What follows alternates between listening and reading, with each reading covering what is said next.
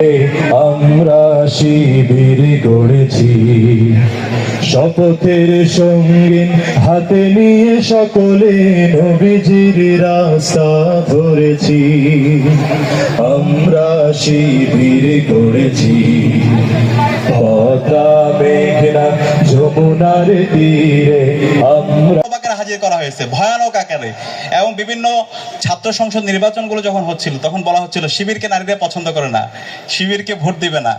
কিন্তু আমরা কি সেটা দেখতে পেয়েছি? শিবিরকে এদেশের সকল মানুষরা তাদের সবচেয়ে প্রিয়ভাজন হিসেবে গ্রহণ করেছে এবং এই জাতির আশা আকাঙ্ক্ষার বাতি করে আজকে পরিণত হয়েছে। এবং এই শিবিরের হাতে দেশের মানুষরা নিরাপদ।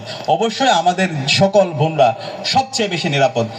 বাংলাদেশের শিবির প্রতিষ্ঠা হওয়ার পর থেকে এখন পর্যন্ত একটা এক্সাম্পল কেউ দিতে পারবে না যে শিবিরের কোন নেতা তৃণমূল থেকে একদম কেন্দ্র পর্যন্ত কোন বোনকে, কোন নারীকে সে শ্লীলতাহানি করেছে, কোন দর্শন করেছে, একটা এক্সাম্পল দিতে পারবে না।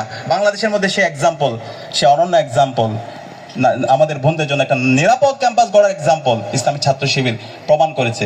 আর ইসলামী ছাত্র শিবির কি করে? ইসলামী ছাত্র শিবির আল্লাহর এই জমিনে আল্লাহর দ্বীনকে বাস্তবায়ন করতে চাই, আল্লাহর সন্তুষ্টির জন্য কাজ করতে চাই। আল্লাহ রাসূল সাল্লাল্লাহু আলাইহি সাল্লাম মদিনা রাষ্ট্রে যে চমৎকার একটা আইডিয়াল স্টেট, একটা ওয়েলফেয়ার স্টেট প্রতিষ্ঠা করেছিলেন, সেই ধরনের রাষ্ট্র বিনির্মাণ করার জন্য কিছু মানুষ তৈরি করতে চাই।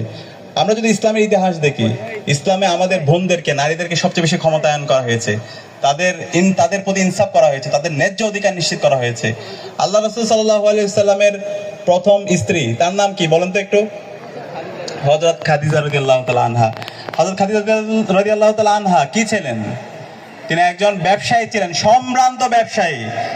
আমরা অনেক ক্ষেত্রে দেখাই আমাদের নারীরা না বের হইতে পারবে না, তারা কিছু করতে পারবে না। কিন্তু দেখেন আল্লাহ রাসূল সাল্লাল্লাহু আলাইহি ওয়াসাল্লাম যখন তার উপর ওহী নাজিল হয়, ওহী নাজিল হওয়ার পর যখন তিনি সবচেয়ে বেশি আতঙ্কিত অবস্থা ছিলেন, সবচেয়ে বেশি কষ্টে ছিলেন, ঠিক সেই সময়ে তার পাশে সবচেয়ে বেশি যে মানুষটা ছিলেন, তাকে সাহস জুগিয়েছেন, তাকে সার্বিকভাবে সহযোগিতা করেছেন, তার নাম হলো হযরত খাদিজা রাদিয়াল্লাহু তাআলা আনহা। এবং খাদিজা রাদিয়াল্লাহু তাআলা তিনি ব্যবসা করতেন, সম্ভ্রান্ত পরিবারের একজন সদস্য ছিলেন। এবং ওই সময় আল্লাহ রাসূল সাল্লাল্লাহু আলাইহি ওয়াসাল্লাম এবং ওই সময় যারা নারীরা ছিল সবাইকে সাথে নিয়ে তিনি তাদেরকে এম্পাওয়ারমেন্ট করেছেন। এরপরে হযরত আয়েশা রাদিয়াল্লাহু তাআলা আনহা, চিনেন না আপনারা?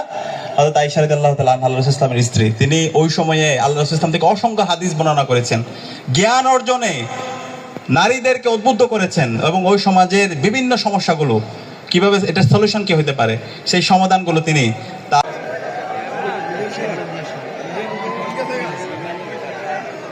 পদ্মা মেঘনা যমুনা